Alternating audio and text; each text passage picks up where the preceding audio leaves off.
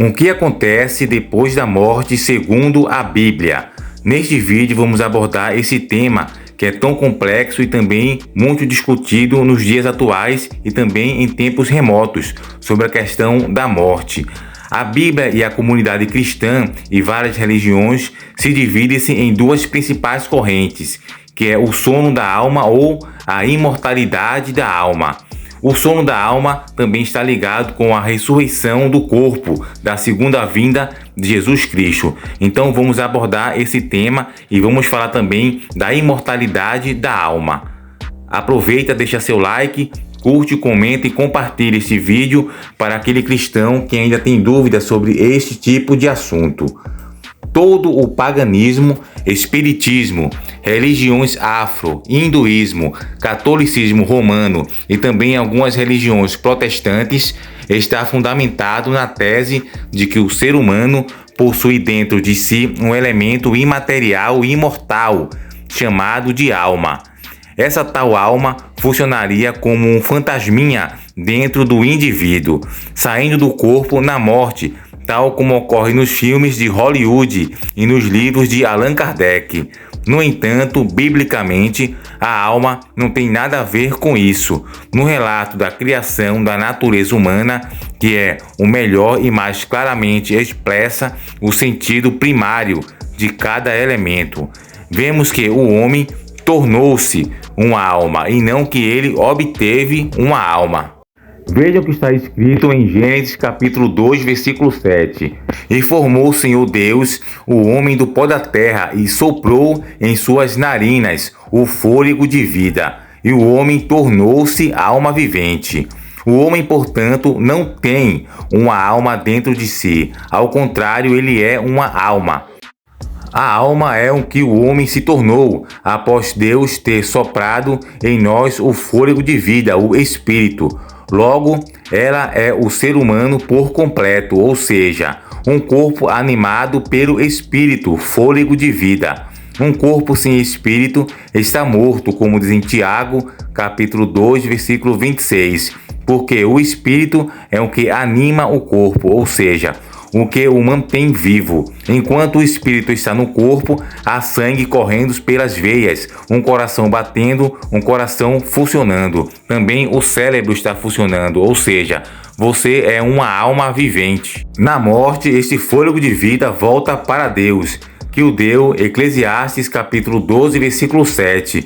E o corpo sem a animação do espírito torna-se como qualquer objeto inanimado e sem vida. Por isso é dito que o ser humano veio do pó e ao pó voltará. Gênesis capítulo 3, versículo 19.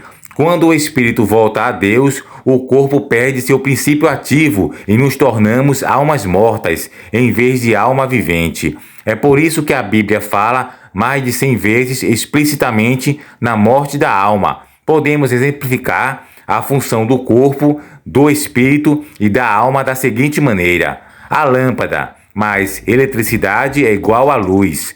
Lâmpada sem eletricidade é igual a sem luz. Oxigênio mais hidrogênio igual a água. Oxigênio menos hidrogênio sem água.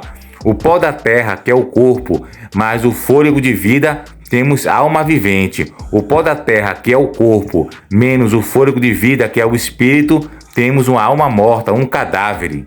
A lâmpada é como o corpo e o fôlego de vida é como a eletricidade. Enquanto a eletricidade na lâmpada, a luz, mas se desligarmos o interruptor e a eletricidade deixar de circular na lâmpada, não há mais luz. Ela não vai para uma outra dimensão, simplesmente cessa de existir, acaba. Da mesma forma, a água é a combinação de oxigênio e hidrogênio. Se você tiver os dois, há água, mas apenas um dos dois isoladamente não é água. Também não há alma vivente sem a junção do corpo com o fôlego de vida. Quando o fôlego de vida deixa o corpo, a alma vivente passa a ser uma alma morta. O que explica as centenas de passagens bíblicas que falam explicitamente na morte da alma.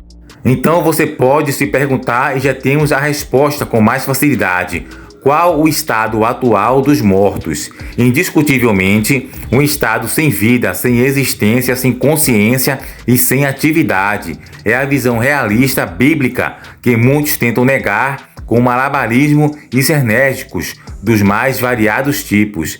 Vejam o que Salomão escreveu em Eclesiastes, capítulo 9, versículos 5 ao 6. Porque os vivos sabem que hão de morrer, porém os mortos não sabem coisa nenhuma. Para eles não há mais recompensa, mas a sua memória fica entregue ao esquecimento. Também o seu amor, o seu ódio e a sua inveja já pereceram, e já não tem parte em alguma coisa para sempre, em coisa alguma do que se fez debaixo do sol. Então, claramente, vemos falar que Salomão dizia apenas que os mortos não sabem de nada o que ocorre debaixo do sol, mas o que ele estava querendo dizer, na verdade, era que os mortos sabiam tudo o que ocorre no lado de lá. O problema é que poucos versos adiante ele fala do além, no hebraico Sheol, e diz que ali também não há obra, nem projetos, nem conhecimento e nem sabedoria nenhuma. Eclesiastes, capítulo 9, versículo 10. Tudo quanto te vier à mão para fazer, faze-o conforme a tua força, porque no além, para onde vais, não há obra, nem projetos, nem conhecimento, nem sabedoria alguma. Então, no além, também não há nada, exceto um estado de completa inconsciência e inatividade. Fica ainda mais duro salvar a consciência pós-morte à luz de um texto em que o autor diz ainda que os homens e animais possuem o mesmo espírito, ruach, no hebraico, e que por essa mesma razão o destino de ambos é o mesmo na morte. A diferença é que dos homens para os animais há a ressurreição na volta de Jesus, fazendo da morte um fim temporário, enquanto para os animais a morte é um fim permanente. É por isso que a ressurreição é um tema tão recorrente, especialmente no Novo Testamento, quando a realidade da nossa ressurreição passou a estar garantida pela ressurreição de Jesus Cristo, como diz em 1 Coríntios, capítulo 15, versículo 20. Quando o espírito se vai, o que ocorre com os pensamentos? Os imortalistas garantem que é a função da alma, continua subsistindo em outro mundo, não para o salmista, pelo menos para ele na morte os pensamentos perecem. Veja o que diz em Salmos, capítulo 146, versículo 4. Quando o espírito deles se vai, eles voltam ao pó, e naquele dia perecem os seus pensamentos. Então a gente pode perguntar, e os mortos louvam a Deus? A Bíblia responde em Isaías, capítulo 38, versículo 18 ao 19. Pois não pode louvar-te o Seol, nem a morte cantar-te os louvores. Os que descem para a cova não podem esperar na tua fidelidade. Os vivos, somente os vivos, esses te louvam, como hoje eu o faço.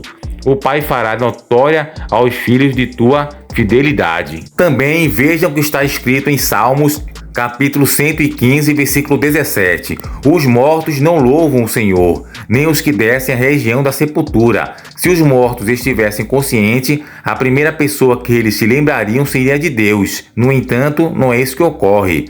Também diz em Salmos, capítulo 6, versículo 5. Na morte não há lembrança de ti, e no Sheol quem te louvará? E a alma que está próxima do momento da morte, ela está para partir para o mundo no além ou simplesmente para a cova? Vejamos. Está em Jó, capítulo 33, versículo 22. Sua alma aproxima-se da cova, e sua vida dos mensageiros da morte. Em Jó, capítulo 33, versículo 28 diz: Ele resgatou a minha alma, impedindo-a de descer para a cova, e viverei para desfrutar a luz. Agora vamos analisar o texto em Isaías, capítulo 38, versículo 17. Foi para minha paz que tive eu grande amargura. Tu, porém, amaste a minha alma e a livraste da cova da corrupção, porque lançastes para trás de ti todos os meus pecados. Então, o que habitaria no lugar do silêncio após a morte? É o somente o corpo ou também a alma? Diz lá em Salmos, capítulo 94, versículo 17. Se o Senhor não for em meu auxílio, já a minha alma habitaria no lugar do silêncio.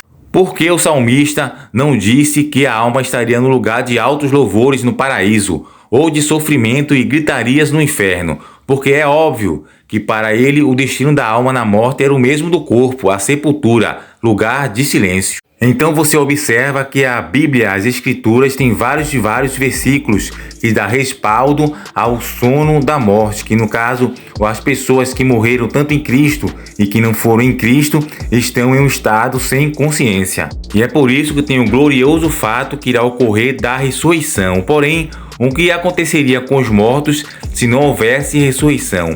Para os imortalistas são as pessoas que crêem na imortalidade da alma, que é uma entidade sobrenatural que sobrevive depois da morte, como um espírito desencarnado, como tem em filmes como Ghost, O Outro Lado da Vida, e também em vários desenhos animados, que é no caso um corpo que vive fora, um espírito desencarnado ou uma alma penada.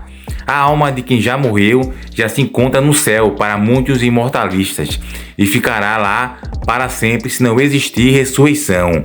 Porém, como há a ressurreição, então na volta de Jesus, a alma precisa deixar o céu, o paraíso, e se religar novamente ao corpo e então retomar ao céu. Desta vez, novamente, dentro de um corpo.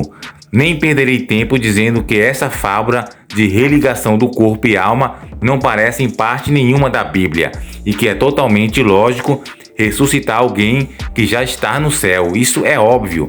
Porém, o problema é bem maior que esse, pois para Paulo a ressurreição não era um mero detalhe, mas o centro da coisa. Seria vida póstuma, não haveria eternidade na glória e não haveria literalmente nada. Se a ressurreição não existisse, ficaríamos no estado de morte sem vida por todo sempre. É por isso que Paulo disse: se os mortos não ressuscitam, comamos e bebamos, porque amanhã morreremos. Ele fala isso em 1 Coríntios capítulo 15, versículo 32.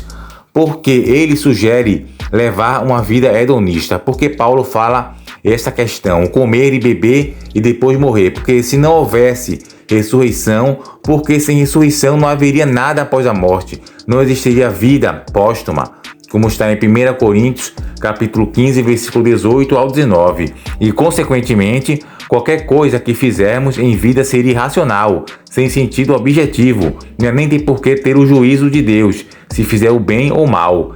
Paulo jamais teria dito isso caso ele penasse que sem a ressurreição nós estaríamos vivos para sempre do mesmo jeito no céu, só que desencarnado em forma de alma incorpórea e imortal. No caso, se o cristão, a pessoa morresse e já fosse para o céu viver como espírito desencarnado, não fazia tanta ênfase ou questão se caso Jesus Cristo voltasse para ter a glorificação do corpo ou não, pois a pessoa já estaria no paraíso, no céu. Porém, é óbvio que para o apóstolo Paulo, a esperança de obter uma vida póstuma no futuro se dava na ressurreição. Se ela existe, vale a pena viver intensamente na terra e lutar pela fé. Porém, se a ressurreição não existe, então comamos e bebamos, porque amanhã morreremos. A esperança quanto à realidade de uma vida póstuma não consiste na suposta possessão de uma alma imortal dentro do corpo, porém em ressuscitar dos mortos no último dia, como diz em Romanos, capítulo 8, versículo 23.